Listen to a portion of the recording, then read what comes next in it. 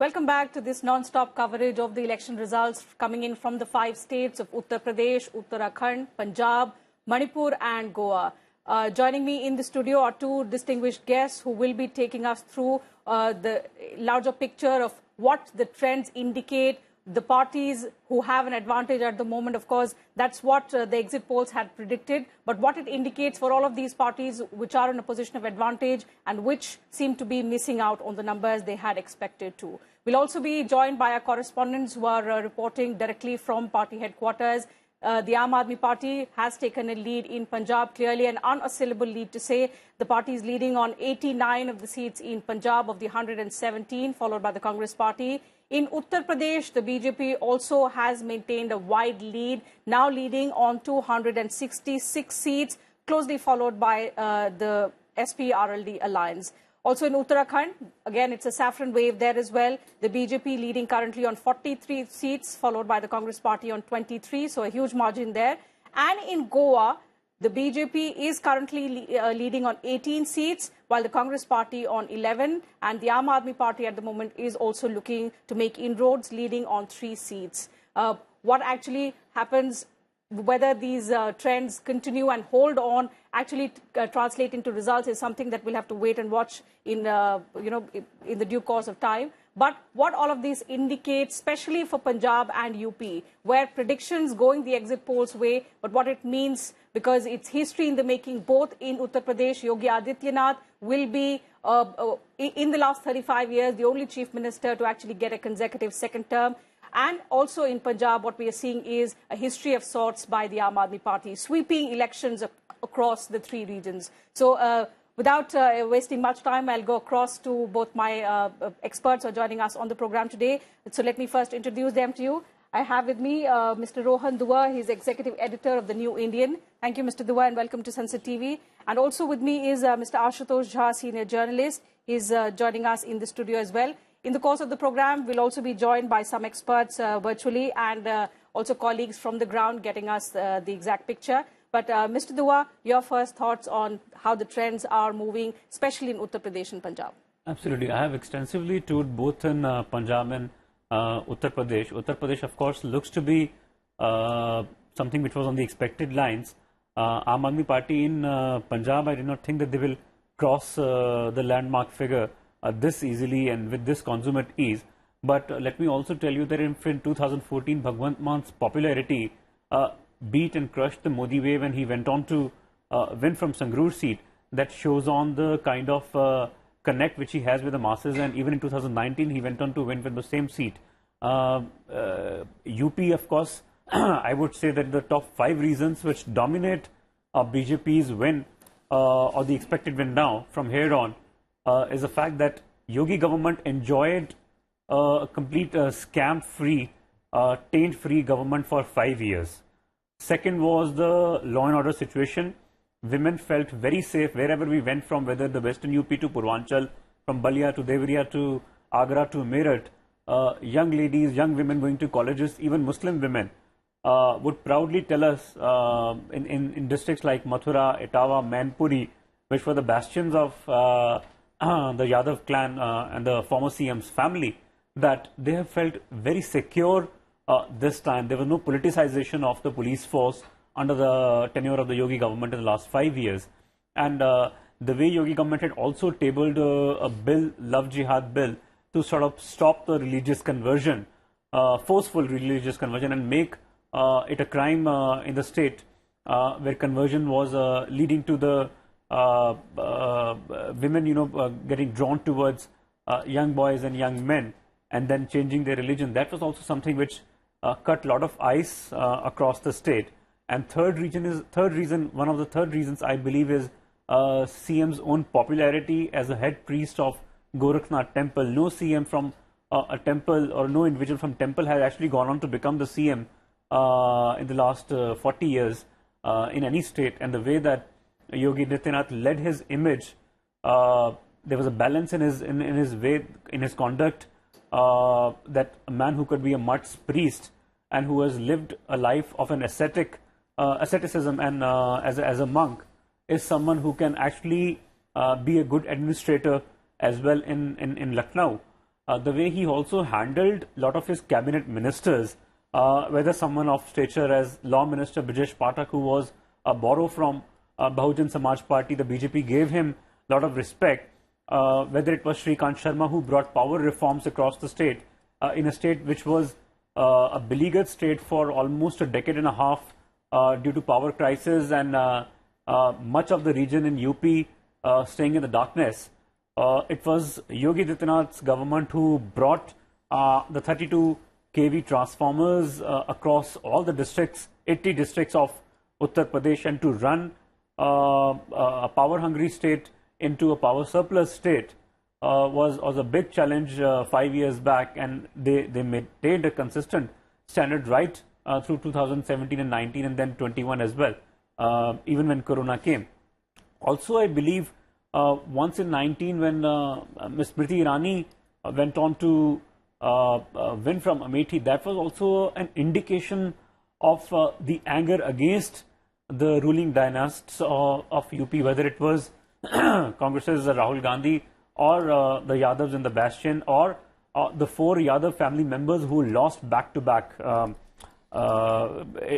was Dharmendra Yadav in Badaयूं, it was Akshay Yadav in Firozabad, it was Dimple Yadav in Kannauj, and similarly Rahul Gandhi also lost. So UP sort of came to terms with BJP's way of fighting and putting its Parivar members, regular people, against these people. I mean, for instance, even a sitting law minister, MOS SP Singh Baghel, was fielded against Akhilesh Yadav in Karhal. So that shows BJP's audacity, temerity, and the collective spirit to put its top people against the top flight candidates of the opposition parties.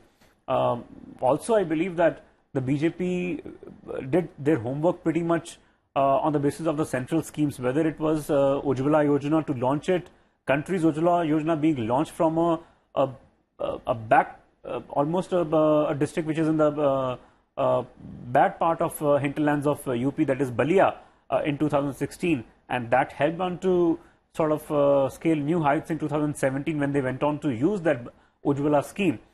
From my own experience, when I interacted with those women, you'll be surprised to know that those women would tell me that now that the gas connections have come to and reached our homes, we want men to come inside our kitchen and cook food for us as well.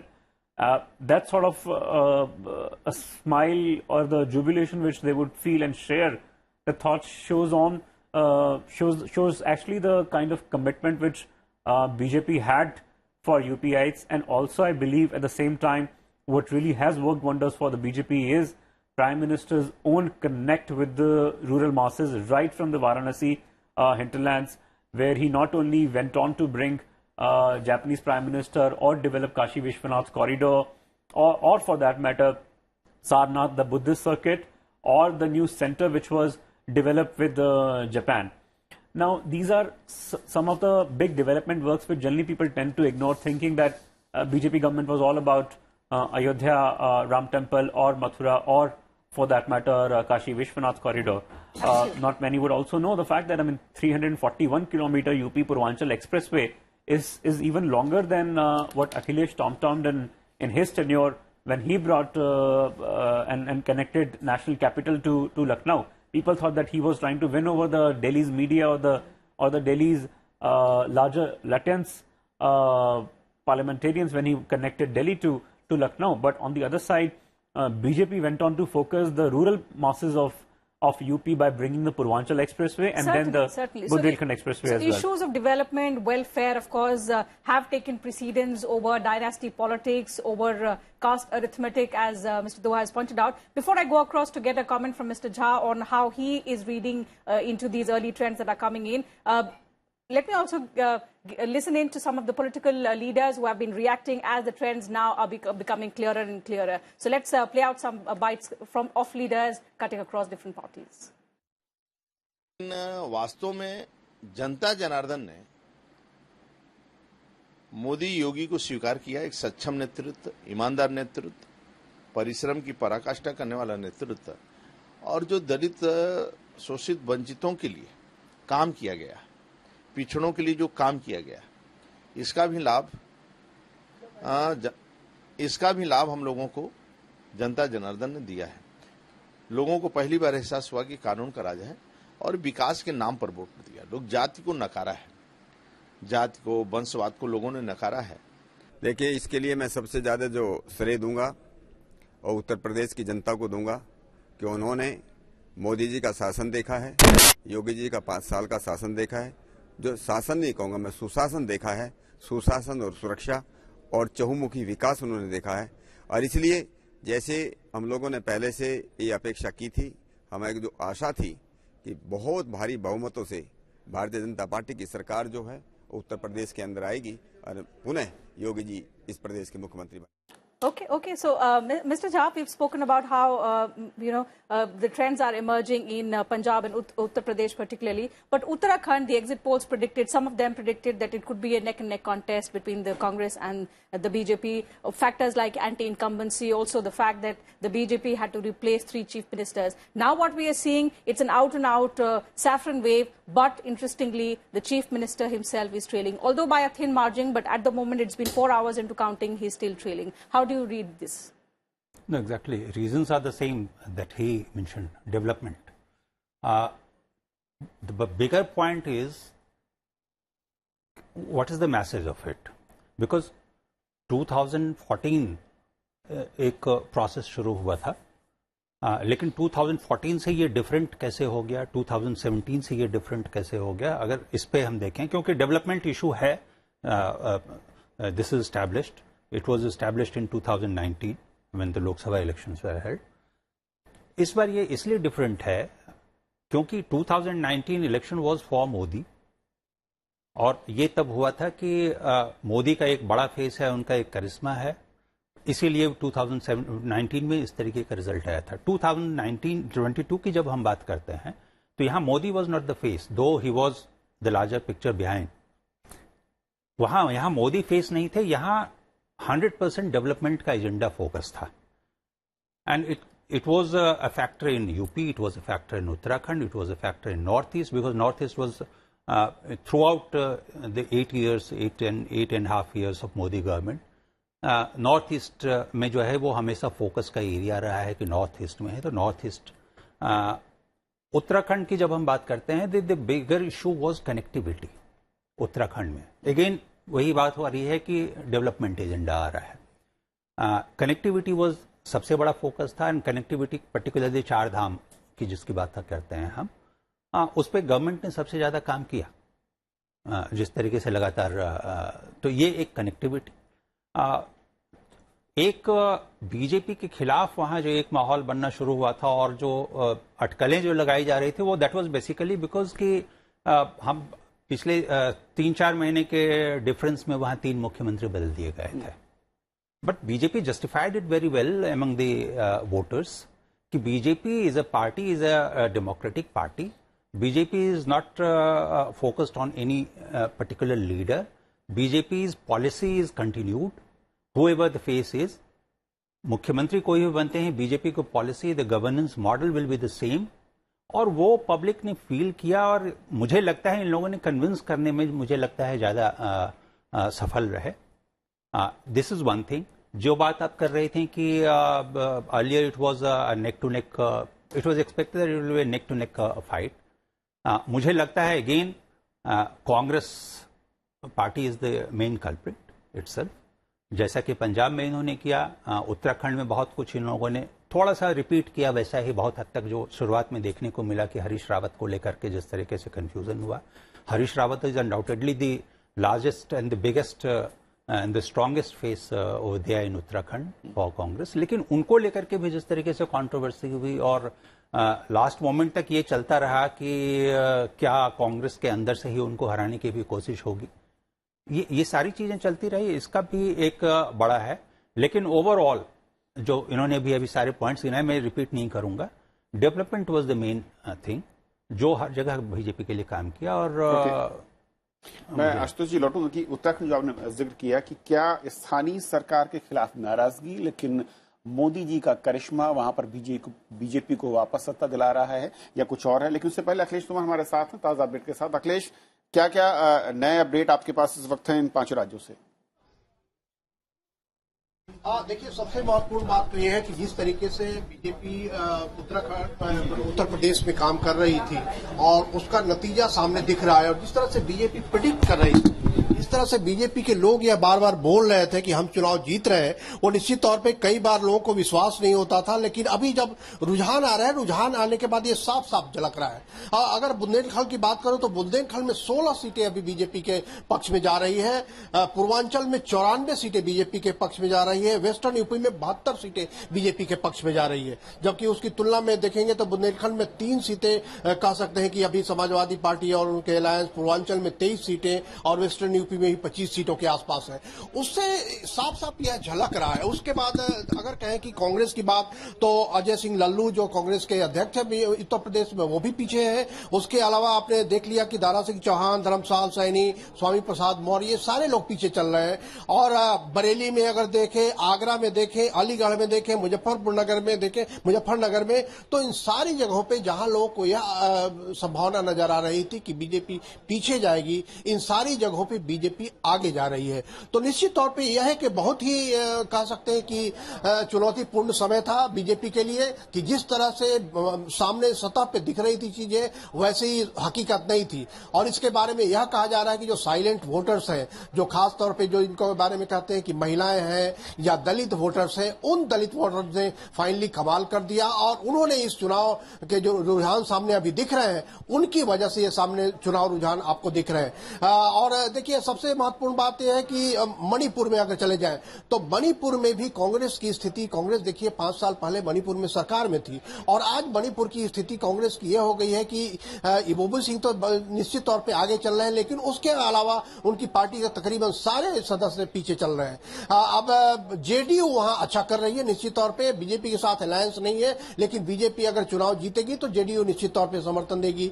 NPF या NPP निश्चित तौर पे BJP के साथ समर्थन देगी। लेकिन जो संभावनाएं दिख रही है, यह भी हो सकता है कि बीजेपी पूर्ण मेजॉरिटी से खुद ही अपनी सरकार बनाए, उसके बाद वो अलायंस पार्टनर चुने। गोवा में निश्चित तौर पे मनोहर पर्रिकर के पुत्र हैं जो चुनाव हार गए, उसकी घोषणा भी हो गई। लेकिन गोवा में अभी भी बीजेपी आगे चल रही है। कांग्रेस और बीजेपी में अगर देखें तो तकरीबन 7 सीटों का अभी भी फर्क है। तो कह सकते हैं कि कांग्रेस को अभी जोर आजमाइश काफी करनी पड़ेगी, लेकिन बीजेपी बिल्कुल नजदीक है बहुमत पाने के खुद अपने बल पे। और अगर बीजेपी को कमी होगी तो उनको महाराष्ट्र गोमांतक पार्टी जैसे जो अन्य दल है उनसे समर्थन मिल सकता है। तो यह एक काफी रोचक गोवा के बारे में मैं बता रहा हूं। उसके अलावा जो पंजाब का नतीजा आप सबको दिखाई पड़ गया है कि पंजाब का नतीजा किस तरह से सामने आया और किस तरह से चमत्कारिक ढंग से आम आदमी पार्टी ने चुनाव में अपनी बहुमत की ओर लगातार बढ़ रही है। और कांग्रेस में जिस तरह से विखंडन था, जिस तरह से नवजोत सिंह सिद्धू का जो करिश्मा जो पूरी तरह टूट गया और अमरिंदर सिंह को हटाने का खामियाजा और चन्नी को लाने का कोई फायदा नहीं, तो कह सकते हैं कि बिल्कुल अप्रत्याशित तो नहीं है, लेकिन लग यह नहीं रहा था कि कांग्रेस इस तरीके से बुरी हालत में चली जाएगी। लेकिन पंजाब अब कांग्रेस में बुरी हालत में चली गई, जिस तरह से दिल्ली में कांग्रेस की बुरी हालत हो रही थी।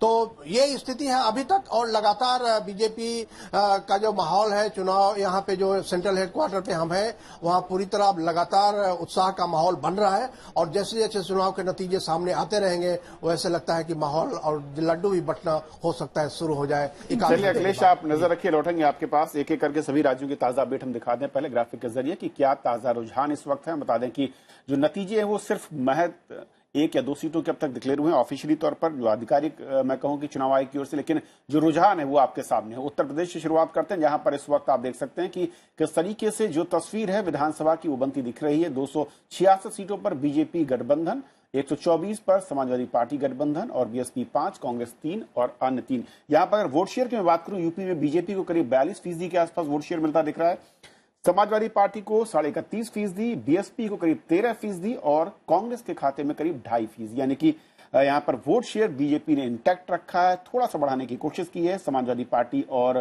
की ओर भी ये कुछ बड़ा है, लेकिन बीएसपी के लिए खतरा यहां पर वोट शेयर में काफी गिरावट नजर आ रही है उत्तर प्रदेश में। इसके पीछे के कारण समझेंगे, लेकिन उसके बाद चलते हैं उत्तराखंड की। उत्तराखंड में इस वक्त क्या ताजा रुझान हमारे सामने नजर आ रहे हैं।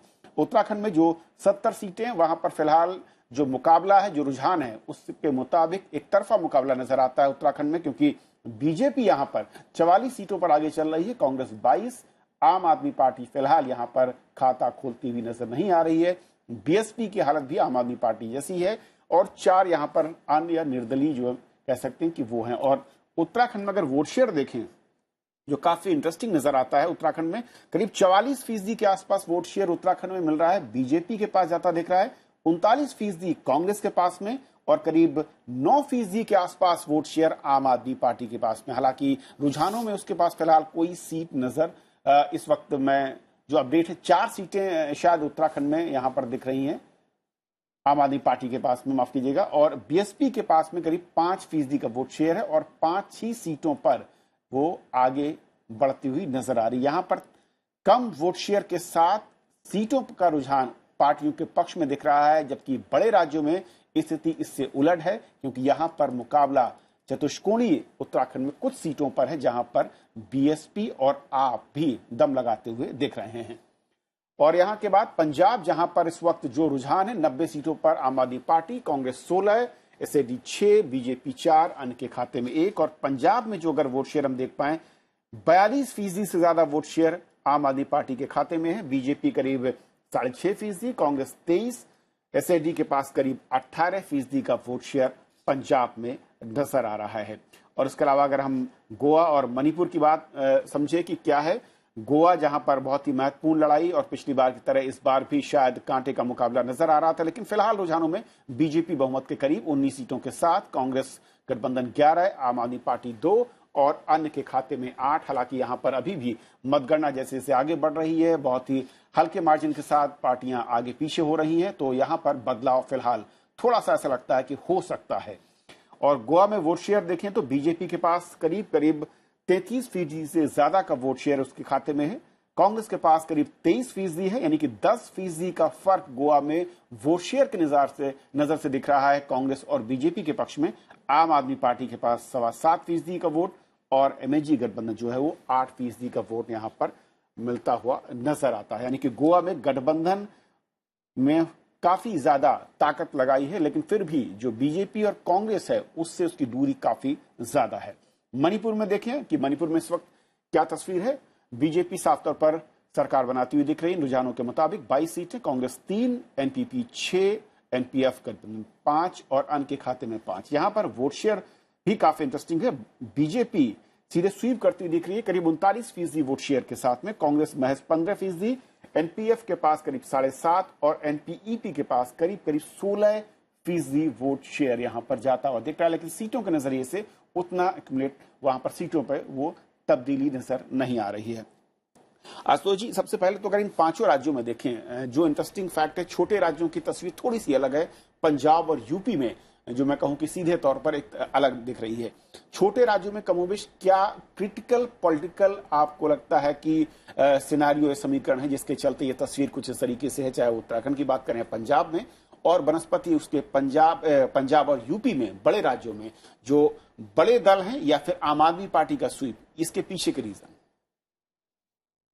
हाँ, देखिए, आपने कहा कि क्या डिफरेंस है जी, छोटे राज्यों में इस तरीके की स्थिति क्यों है, बड़े में बिल्कुल क्लैरिटी है। तो एक तो क्या है कि अगर हम नॉर्थ ईस्ट से शुरू करें तो छोटे राज्यों में थोड़ी अस्थिरता जैसी स्थिति हमेशा रहती है। कोई भी इलेक्शन, इवन उत्तराखंड जैसा स्टेट जहां की 70 सीटें हैं, वहां भी हम देख चुके हैं पहले कि 1 सीट के फर्क से कैसे पूरी सरकार बदलती है। नॉर्थ ईस्ट का नेचर थोड़ा डिफरेंट है। कई बार हम ये भी देख चुके हैं कि चेहरा वही रहता है, दल बदल जाता है, मुख्यमंत्री बरकरार एक ही होता है और सत्ताधारी पार्टी दूसरी हो जाती है। ये स्थिति होती है वहां। लेकिन देखिए, आज के दिन भी ये हुआ कि ये फर्क क्यों दिख रहा है कि अभी भी थोड़ा सा कंफ्यूजन है वहां कि कहां आगे जा रहा है। नहीं, ये इसका मेन रीजन ये है, छोटा स्टेट है, जो संख्या है वोटर्स की वो थोड़े कम है, कहीं वो स्थिति है। लेकिन डेवलपमेंट इशू है, ये छोटे राज्यों में भी दिख रहा है, चाहे वो मणिपुर हो या गोवा हो। गोवा तो ठीक है, ऐसा नहीं है कि वो कभी भी अंडर डेवलप्ड स्टेट रहा है, वो डेवलप्ड ही रहा है, लेकिन गवर्नेंस मॉडल के साथ डेवलपमेंट, जैसे कि बात शुरुआत में हुई कि भ्रष्टाचार मुक्त, क्योंकि देखिए किसी भी इलेक्शन को अगर आप जोड़िएगा, क्योंकि आपने अभी बात कही कि आप मोदी की भी बात करेंगे कि कैसे उनका वो पर्सपेक्टिव। तो जब भी किसी भी 2014 के बाद से हम जितने भी इलेक्शंस को देख रहे हैं या एनालाइज करेंगे, तो हमको ये कोशिश करनी पड़ेगी कि ये देखें कि जो मॉडल शुरू हुआ था 2014 से, वो कहीं ब्रेक हो रहा है या नहीं हो रहा है। अभी तक जो इलेक्शंस हो रहे हैं 14 से लेकर अब तक, उसमें यह दिख रहा है कि बीजेपी का जो गवर्नेंस मॉडल था, जिसको ये प्रोजेक्ट करके 2014 में आए और फिर 19 में रिपीट किया विद अ बिगर मार्जिन, वो मॉडल ब्रेक नहीं हुआ है। और इसीलिए जब उत्तराखंड की भी बात हुई थी कि 3 चेहरे बदल गए, जो सबसे बड़ा माइनस पॉइंट माना गया था भाजपा के लिए कि भाजपा शायद आत्मविश्वास खो चुकी है और भाजपा अब लूज करेगी, क्योंकि पब्लिक ही नहीं समझ पा रही है कि हमारा लीडर कौन है, हमारा And as we speak, Mr. Jha, Captain Amrinder Singh seems to have lost his traditional stronghold seat of Patiala. Mr. Dua, let me take across that significant point, because what we are witnessing is Captain Amrinder Singh has lost. Sidhu is trailing on his seat, which of course is his stronghold as well. All the political heavyweights, if we talk about in Punjab, be it Charanjit Singh Channi or the Badals, also in UP, even though the BJP seems to be sweeping and the Uttar Pradesh Chief Minister seems to be on way to create history, the Deputy Chief Minister is still trailing, Mr. Keshav Prasad Maurya. All the turncoats, the supposed bigwigs like Swami Prasad Maurya, they are all trailing on their respective seats. Now, we have established development, of course, was the main issue for the electorate across age groups, across caste lines. But what does this indicate? Are these bigwigs losing ground realities and new parties? Supposedly, I mean, the Aam Aadmi Party is relatively new if you compare this party to BJP and the Congress. And they are now taking the place of the Congress. The disconnect that has been established by the Congress, the Aam Aadmi Party is slowly filling in that gap. I'll just first take on the question on Punjab. In Punjab, we need to understand few facts here, that Punjab was facing anti-incumbency against the then Akali Dal government for almost 10 years when Congress resurged to power. And let me tell you that Congress did not resurge to power. I was posted there with the leading English daily at that time for almost 11 years as a political editor. And those 11 years when I was posted there, what I gathered was that the then Akali Dal Supremo Sukhbir Badal's ability to go away from his party's traditional vote bank of the Panthik vote bank and to develop a CEO style of functioning where he focused more on his transport companies, more on his hotel businesses which were in public knowledge and which were part of the public companies as well, which he declared in his assets as well, was something which Punjab's population did not like at all. And that is what gave birth to a party like Aam Aadmi Party. Now, whether the big leaders are losing right now or not is also, I would say, a relative misery on the fact of the way the Punjab's population, which is largely an agrarian population, had faced the wrath of rich, affluent leaders in the form of Prakash Badal, Charanjit Channi, who was facing the mining taint, or for that matter, Sukhbir Badal. All three of them are stalwarts and are known to have their fiefdoms, their pocket boroughs with a lot of wealth. Patiala, Captain Amrinder happens to be a Patiala royal. His Moti Bagh Palace today itself happens to be more than 100 crore. In fact, the joke was this, that when he compared his wealth with Arun Jaitley, who was a lawyer of a certain stature, his wealth, Amrinder's wealth even beat Arun Jaitley in 2014 election campaign.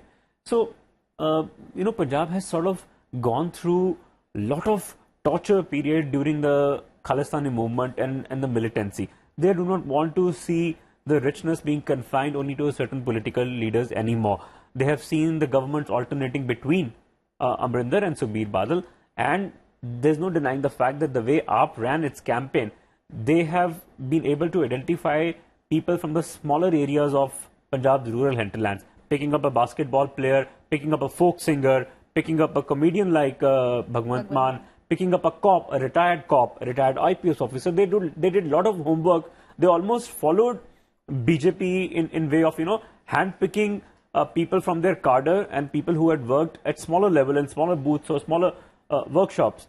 That's how you build actually a good party, a regional party in different states. Now, let me also tell you that today Aam Aadmi Party is the only regional party in the country to have won more than one state.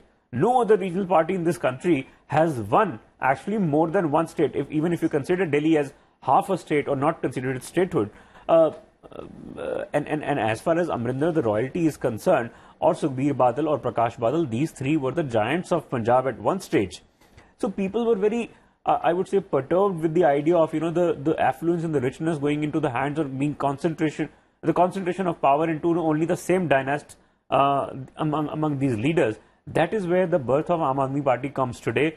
The revolution, Punjab's industrialists today, in the form of, let's say, Airtel's CEO Sunil Mittal, who comes from Ludhiana, Hero Honda boss Sunil Munjal, who comes from Ludhiana, Monte Carlo, the famous sweater company, Kamal Oswal, he comes from Ludhiana. These people had started shifting their industries to Madhya Pradesh and Gujarat because they felt that the power was cheaper there, they felt the land was cheaper there, and they felt that the law and order was much better in shape in these two states, Madhya Pradesh and Gujarat. Okay, but point, Rohan, Ashutosh जी, जो रोहन कह रहे हैं, shifting वहां पर होना और shifting के तौर पर विकल्प के तौर पर आम आदमी पार्टी को चूज करना है, एसएडी या बीजेपी या फिर कांग्रेस की बजाय, इसके पीछे के रीजन क्या नजर आते हैं पंजाब में? अब देखिए, ये बात वही है कि there are two models of governance, ये एस्टैब्लिश हो चुका है. One model is BJP model and other model is Kejriwal model, जो कि दिल्ली में था. जो बाकी सारी पार्टियां हैं, दे वर वेरी एक ट्रेडिशनल जिस तरीके से चलता है कि गवर्नेंस चल रहा है. There are two governance models. और इसीलिए जब पंजाब की बात करें, अब आज देख रहे हैं आम आदमी पार्टी इज एट 80+, ऑलमोस्ट 90. लेकिन अगर हम इसको थोड़ा सा सपोज करें कि had BJP been in force there, अगर बीजेपी एक फोर्स होती, वहां पॉलिटिकल फोर्स होती, तो आम आदमी पार्टी का इतना होता क्या? एट द मोमेंट वहां पर सिर्फ एक ही गवर्नेंस मॉडल वहां था पब्लिक के सामने, वो था आम आदमी पार्टी का केजरीवाल मॉडल. और इसीलिए केजरीवाल मॉडल इतना आप देख रहे हैं कि out of 117 they are getting 90 seats. Almost the same thing Delhi is repeated here. Delhi में Congress was in power for 15 years, Punjab में Congress was in power for 10 years. और उसका गवर्नेंस मॉडल जो है, सो पब्लिक पसंद नहीं किया. वहां सिर्फ एक फोकस में था, दैट इज केजरीवाल मॉडल, और इसीलिए वो स्वीप दिख रहा है वहां पर. लेकिन दूसरी जगहों पर भी जो आप बात कर रहे हैं, और यहां पर ये सचमुच में द इमर्जेंस ऑफ आम आदमी party is very significant in national politics now. और वो जो इन्होंने बात कही कि कोई भी, जितने भी बाकी रीजनल पार्टीज है, उसमें अकेली अब यही है एक. इवन नेशनल पार्टीज में CPM was once in 2 states, in Tripura and Kerala. अब वो उनका भी वो खत्म हो गया. नाउ केजरीवाल एंड आम आदमी party he is in 2 states. तो ये अपोजिशन के बीच भी किस तरीके के बदलाव आएंगे, ये देखना पड़ेगा. सचमुच में बहुत इंपॉर्टेंट है. और दोनों जगह स्टेक पर आज कुछ लोग ट्वीट कर रहे हैं, आम आदमी पार्टी के नेता मैं देख रहा था कि वो कह रहे हैं कि अब हम राष्ट्रीय पार्टी के तौर पर हैं और बीजेपी का विकल्प हम ही होंगे. तो जो आप कह रहे हैं कि क्या वो उसकी तरफ बढ़ते हुए नजर आ रहे हैं, जहां जहां कांग्रेस की सरकारें थी वहां पर रिप्लेस करते हुए मुख्य विपक्षी के तौर पर उनको खुद को खड़ा करना चाहते हैं? बिल्कुल. और अरविंद केजरीवाल के लिए भी एक बड़ा रोल ये जाहिर, तो देखिए, ये अरविंद केजरीवाल की ओर से, आम आदमी पार्टी की ओर से कोशिश होगी कि उनके लिए एक बड़ा रोल देखें. लेकिन वहां जो अपोजिशन में जो अंदर जो फाइट है, जिस तरीके से हम देख रहे हैं कि next day the West Bengal election was done और रिजल्ट आए, उसके बाद से ममता बनर्जी किस तरीके से पूरे देश में घूम रही हैं. अब तेलंगाना में इलेक्शन आने वाला है तो केसीआर घूम रहे हैं, he is projecting himself as. इसके पहले चंद्रबाबू नायडू कई बार ये कोशिश कर चुके हैं, और शरद पवार एक जगह बैठकर भी वो मानते हैं कि वो एक फेस हैं.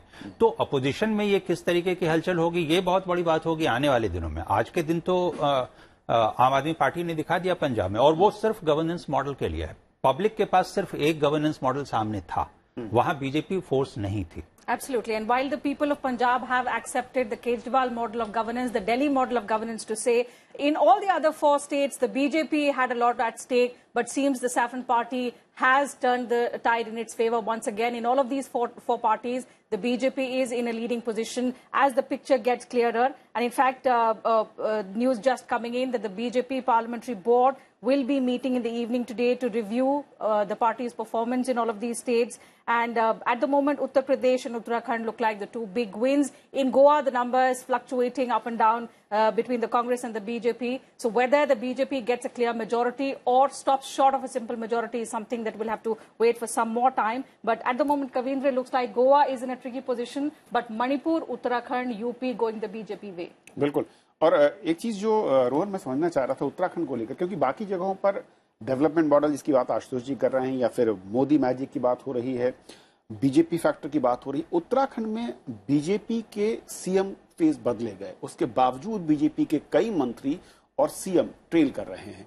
बीजेपी वहां पर जबकि बहुत अच्छी परफॉर्मेंस एज अ पार्टी कर रही है, ये जो मतलब विरोधाभास है ये क्या है? देखिए, सबसे बड़ी बात आप हमेशा आपको याद रखनी चाहिए कि 2019 के चुनाव हुए, प्रधानमंत्री कहां पे गए मेडिटेट करने? केदारनाथ में। 2019 के लोकसभा चुनाव, हिंदी हार्टलैंड से सीट्स आती हैं 65 और जो आंकड़ा पहुंचाती है 300 प्लस। प्रधानमंत्री कहां पे तपस्या कर रहे हैं? केदारनाथ में। आज से 3 महीने पहले जितने भी मेगा प्रोजेक्ट्स लॉन्च हुए भारत के, सबसे पहले प्रधानमंत्री उत्तराखंड में गए, चाहे वो रोड इंफ्रास्ट्रक्चर को लेके हो, चाहे वो केदारनाथ के रिवाइवल को लेके हो, चाहे वो ऋषिकेश को लेके हो या हरिद्वार को लेके हो। और कुंभ मेले में भी प्रधानमंत्री को बयान देके कुंभ को रुकवाना पड़ा, लेकिन कुंभ हुआ जरूर उस समय, महाकुंभ हरिद्वार में। तो जो प्रधानमंत्री का जो कनेक्ट है ना आज की डेट में देवभूमि में, उसका कोई मैच नहीं है।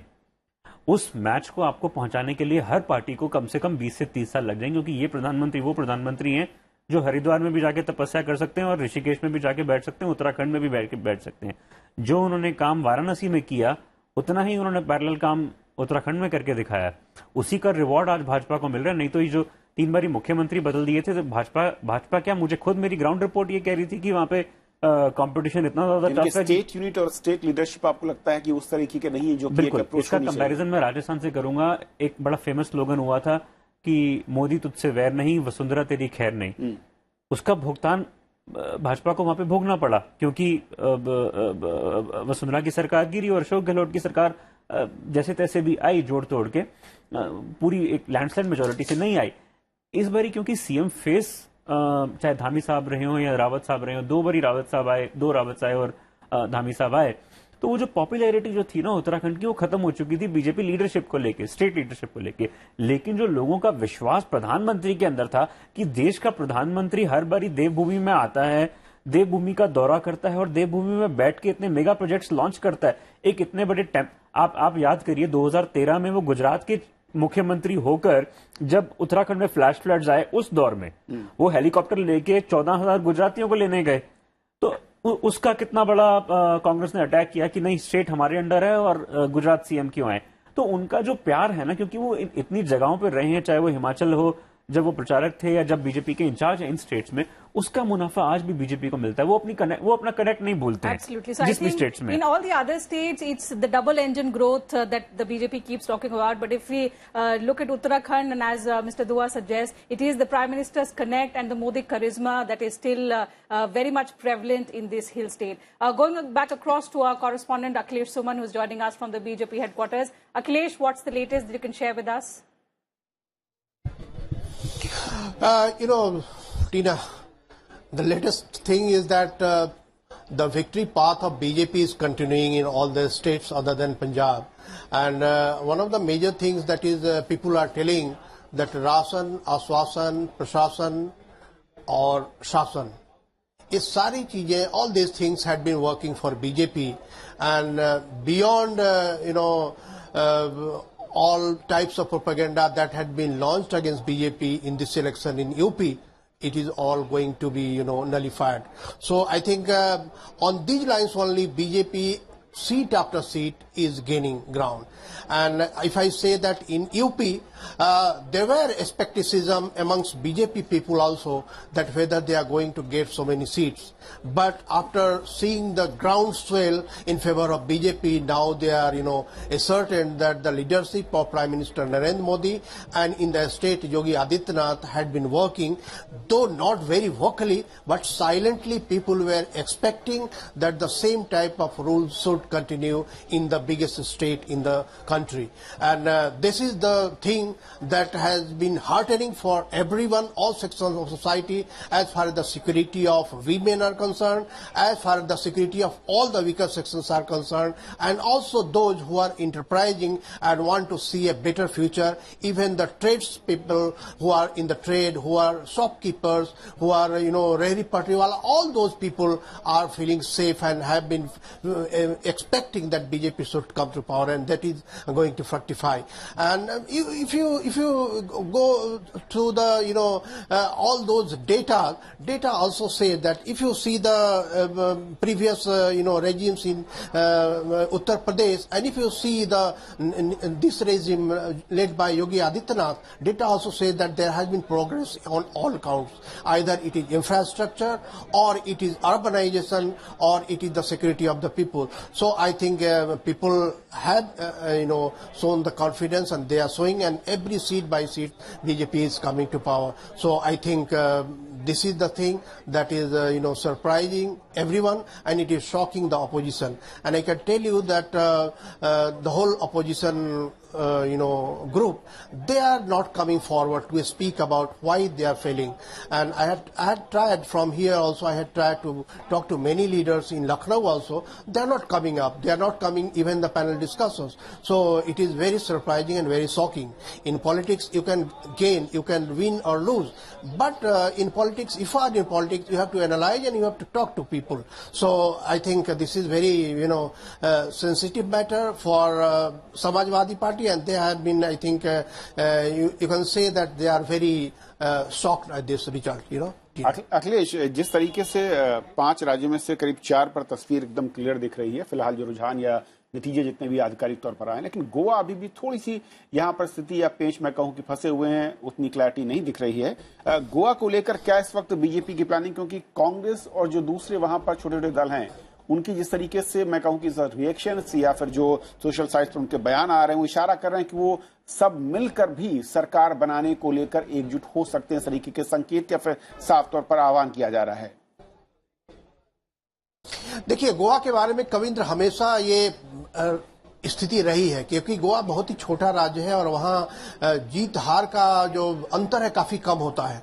और छोटे राज्यों के साथ यह विडंबना भी होती है कि एक सीट से भी कई बार सरकारें बन जाती हैं, कई बार सरकारें गिर जाती हैं। और गोवा जो है वो सेफोलॉजिस्ट के लिए भी हमेशा नाइटमेयर रहा है, खास करके गोवा, क्योंकि वहाँ कई तरह के जो पहचान वाले समुदायों के लोग हैं, और किस तरह से उनका वोटिंग पैटर्न रहेगा वो बिल्कुल आप उत्तर प्रदेश, बिहार या बंगाल की तरह प्रेडिक्ट नहीं कर सकते।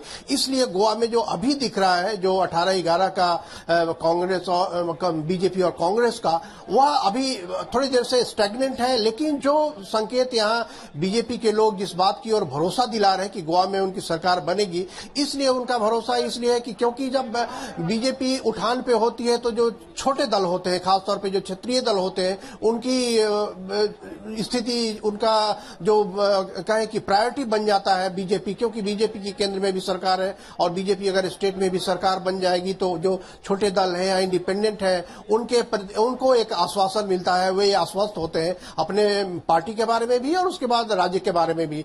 तो इसलिए गोवा के बारे में यह जो स्थिति है वो हमेशा ऐसी स्थिति रही है। लेकिन जो रुझान है और जो मुझे लगता है कई लोगों से बात करने के बाद भी यह मुख्यालय में उनको यह पूरा भरोसा है कि गोवा में उनकी सरकार बनेगी और जो भी क्षेत्रीय दल होंगे इमर्ज करेंगे, उनके समर्थन गोवा में मिलेगा उनको, बीजेपी को। जी Akhilesh, a lot of celebration and a lot of activities taking place only in 2 of the offices. One is the Aam Aadmi Party, and you are there at the BJP headquarters, which seems to be taking all 4 states that it was ruling earlier on the basis of its development model.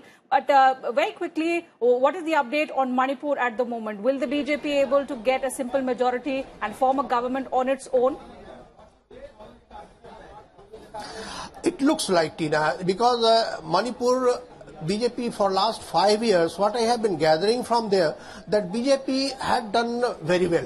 As far as before BJP, Bobby Singh was the chief minister, and I had the opportunity to go to Manipur to cover the last election, and I had talked to BJP, to the then chief minister Bobby Singh, and I asked his question that why don't you invest some money on the development? On the development, and specifically you can see the roads of Manipur had been so badly maintained. And Bobby Singh was speechless. He could not speak to me and he could not answer that why it is. But he tried to confide that there are some militant groups who, don't support the government and, take away the money, they take it on ransom. But that situation has changed drastically after BJP came to power. And you know that Naga situation had been solved. There had been agreement between, state government, central government and Naga, militants. And they have also come to terms that what had to be done through negotiations. So this has given, some sort of reassurance in the people of Manipur that yes, the BJP can be better party. BJP can be better party to role in Manipur for the development, for the growth opportunity, and also there are immense tourism opportunities in Manipur that was untapped. There are world-class tourism spots in Manipur and people didn't go because of the militancy. But in last 5 years, militancy has come to almost zero. So in that situation, people, are showing faith in BJP. And what I expect that BJP may form the government on itself. And if they need some support, there is, NPP and NPF who will come forward, though they are fighting separately. But at the end, they will have no other, option but to go to BJP. So I think Manipur is going to BJP, fold again after this election. In the interest of the development and the unfulfilled work that the BJP keeps talking about, it will need to have a majoritarian government in the northeastern state as well. But for the moment, before we get back to our experts and get them to make us understand on, apart from development, what are the other factors? For example, in Manipur, how much of the role have Kuki rebels played, since we're talking about ethnic groups as well? So I'll come back to that in just a moment. Let me go across first to Shalini Khandelwal, who's joining us from the data center, to break up the numbers and simplify them for us and our viewers. Shalini, over to you. Thank you Tina. बात करते हैं पांचों राज्यों के विधानसभा चुनावों के रुझान की। पांचों राज्यों ही अपने आप में बहुत महत्वपूर्ण हैं और उन सब में सबसे ज्यादा महत्वपूर्ण स्थान रखता है उत्तर प्रदेश, क्योंकि उत्तर प्रदेश की राजनीति केंद्र का द्वार है, ऐसा कहा जाता है। उत्तर प्रदेश में बात करें बीजेपी की, तो बीजेपी सत्तारूढ़ पार्टी है और एक बार फिर वो सत्ता पर काबिज होने के लिए तैयार है, ऐसा साफ तौर पर रुझानों में नजर आ रहा है। बात करें बीजेपी की, तो बीजेपी को साफ तौर पर 279 सीटों पर 269 सीटों पर बढ़त मिलती नजर आ रही है। वहीं समाजवादी पार्टी की बात करें तो समाजवादी पार्टी 125 सीटों पर आगे चल रही है। बीएसपी की बात करें तो बीएसपी 4 सीटों पर आगे बढ़ती नजर आ रही है। वहीं कांग्रेस सिर्फ 2 सीटों पर सिमट कर रह गई है। वहीं अन्य राजनीतिक दलों को सिर्फ 3 सीटों पर बढ़त मिलती नजर आ रही है। ये बात की हमने रुझानों की, और अब रुझानों के मुताबिक जो वोट शेयर है सभी राजनीतिक दलों को, उसकी बात कर लेते हैं। बीजेपी को 42.2% वोट मिले हैं और कांग्रेस की बात करें तो कांग्रेस 31.5% वोटों के साथ है और समाजवादी पार्टी 13% वोटों के साथ बढ़त बनाए हुए है और बीएसपी को 2.8% वोट ही मिल पाए हैं। और जबकि अन्य राजनीतिक दलों की बात करें तो अन्य राजनीतिक दल 10.5% वोट ले पाए हैं।